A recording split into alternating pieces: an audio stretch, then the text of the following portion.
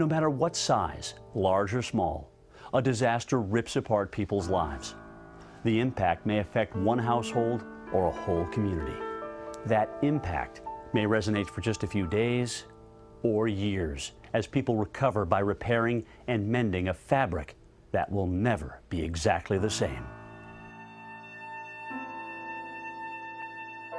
When our community is affected, it's not just the individuals and the families who are affected directly because of that tornado or those floods, but the community is impacted, the infrastructure, the transportation, the business. It was really amazing to realize the depth of the needs that these people had. They had needs for food, clothing, shelter, counseling. They had all kinds of emotional needs they were going through by being displaced from their home, from their community. Community responders never know when the call for help will come.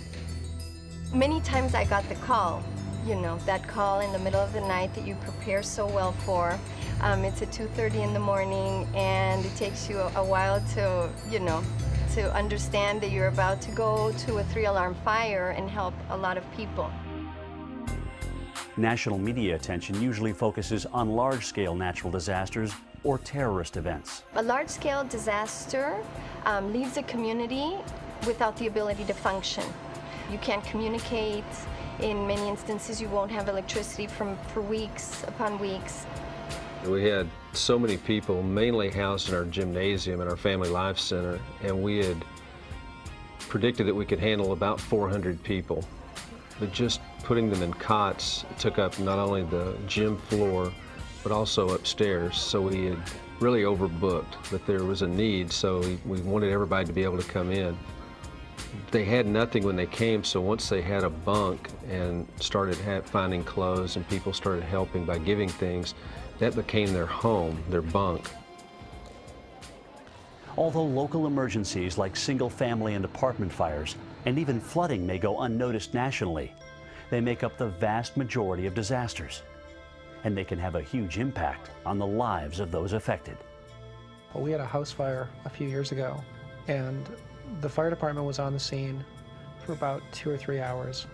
We were living in a hotel for about 2 weeks because it wasn't fit for habitation, but it took 6 months before we could actually have a fully recovered house. One of the things that really showed us was that when we go out to talk to people who've been in a disaster, our responsibility is to talk to every one of them. That people's individual responses are really potentially very different from each other, and we need to have talked to everybody there at that disaster event, in that family unit that we meet.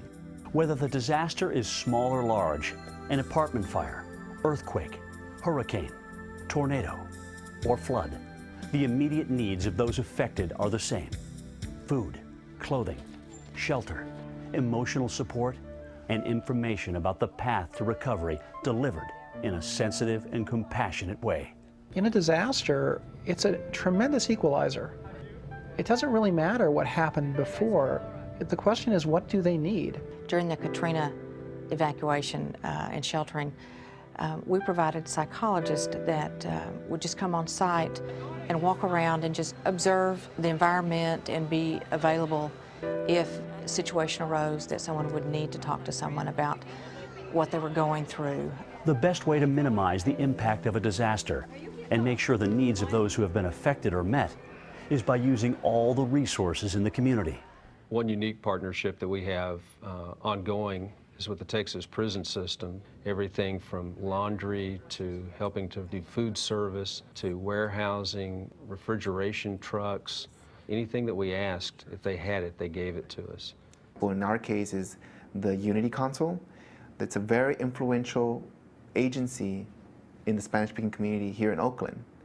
And we know that in times of a disaster, people are going to turn to them. So we understand that. So we need to not only identify and establish a relationship, but we need to continue to cultivate that. Most of all, people impacted by any type or size of disaster need reassurance that they will be safe and will get help in restoring their lives to normalcy. I personally was on the media action team, and I would be called out and dispatched with the disaster action team. And oftentimes I would arrive with the emergency services personnel, volunteers and staff members. Sometimes I would arrive before them depending on the location. And I'll never forget how rewarding it was when you were the person that was able to tell people affected by disaster that everything was going to be okay. I still get a little emotional. It's rewarding, and then you forget that you were actually called at 2:30 in the morning.